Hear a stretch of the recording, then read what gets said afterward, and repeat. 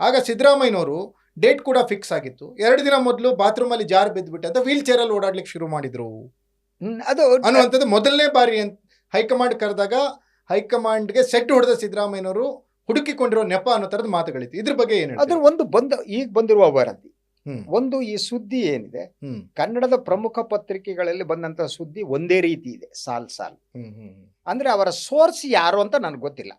ನೀವು ಕನ್ನಡದ 2 ಪ್ರಮುಖ ಪತ್ರಿಕೆಗಳಲ್ಲಿ ನೀವು ಮೇಲ್ನಿಂದ ಕೆಳಗಡೆವರೆಗೆ ಇಡೀ ವರದಿಯಲ್ಲಿ ಒಂದೇ ರೀತಿ ಶಬ್ದಗಳ ಬಳಕೆ ಇದೆ. ಅದು ಸ್ಪಾನ್ಸರ್ಡ್ ಅನ್ನೋ ತರನ ಸರ್? ಅದು ಗೊತ್ತಿಲ್ಲ ನನಗೆ, ನಾನು ಜನರ ಮುಂದೆ ಇಡೋಣ ಸರ್, ನಾವ್ ಯಾಕೆ ಹೇಳೋಣ.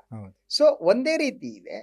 ಆ ಸುದ್ದಿಯಲ್ಲಿ ಹೇಳೋದೇನು ಅಂದ್ರೆ, ಒಂದು ಯಾವಾಗ 2.5 ವರ್ಷ ಮುಗೀತು ಆ ಸಂದರ್ಭದಲ್ಲಿ ಸನ್ಮಾನ್ಯ ಡಿ ಕೆ ಶಿವಕುಮಾರ್ ಅವರು ಅಧಿಕಾರ ಹಸ್ತಾಂತರ ಪ್ರಕ್ರಿಯೆಯನ್ನ ನಡೆಸಿ ಮತ್ತು ನನಗೆ ಅಧಿಕಾರವನ್ನ ಹಸ್ತಾಂತರವನ್ನ ಮಾಡಿ ನೀವು ಕೊಟ್ಟ ಮಾತಿನಂತೆ ಅಂತ ಹೇಳಿದ್ರು.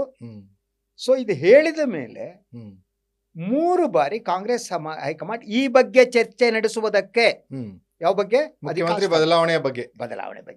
ಸೊ 3 ಬಾರಿ ಸಭೆಯನ್ನ ಕರೆದಿತ್ತು. ಇದು ಸ್ಫೋಟಕ ಸುದ್ದಿ, ಇದುವರೆಗೆ ಎಲ್ಲೂ ಬಂದಿಲ್ಲ. 3 ಬಾರಿ ದೆಹಲಿಯಲ್ಲಿ ಹೈಕಮಾಂಡ್ ಕರೆದಿತ್ತು ಅನ್ನುವ ವರದಿ ಎಲ್ಲೂ ಬಂದಿರಲಿಲ್ಲ. ಇದು ಫಸ್ಟ್ ಟೈಮ್ ಸ್ಫೋಟಕ ಸುದ್ದಿ. ಆದರೆ ಕರೆದರೆ ಪ್ರತಿ ಬಾರಿ ಕೂಡ ಸಿದ್ದರಾಮಯ್ಯನವರು ದೆಹಲಿಗೆ ಹೋಗಲಿಲ್ಲ ಅನ್ನೋದು ಈ ವರದಿ ಹೇಳುತ್ತೆ. ಈ ಸೋರ್ಸ್ ಮೋಸ್ಟ್ಲಿ ಈ ಸೋರ್ಸ್ ನಮ್ಗೆ ನಂಬಲರ್ಹ ಮೂಲಗಳು ಇವೆಲ್ಲ. ಸೋರ್ಸ್ ಎಲ್ಲಿಂದ ಬಂತು, ಯಾರು ಬಂತು? ಯಾಕೆಂದ್ರೆ ನಿನ್ನೆ ಇದು ದೆಹಲಿ ಡೇಟ್ ಲೈನ್ ನಲ್ಲಿ ಬಂದಿರುವುದರಿಂದ ದೆಹಲಿಯಲ್ಲಿ ಈ ಬೆಳವಣಿಗೆಯಲ್ಲಿ ಪಾಲುದಾರರಾಗಿರುವ ಯಾರೋ ಈ ಮಾಹಿತಿಯನ್ನು ಮಾಧ್ಯಮ ಕೊಡ್ತಾರೆ, ಯೂಶಲಿ ಕೊಡ್ತಾರೆ.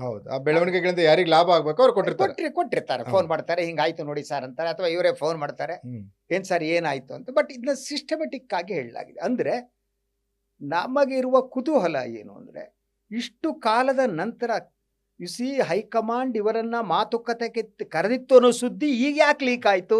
ಹೌದು.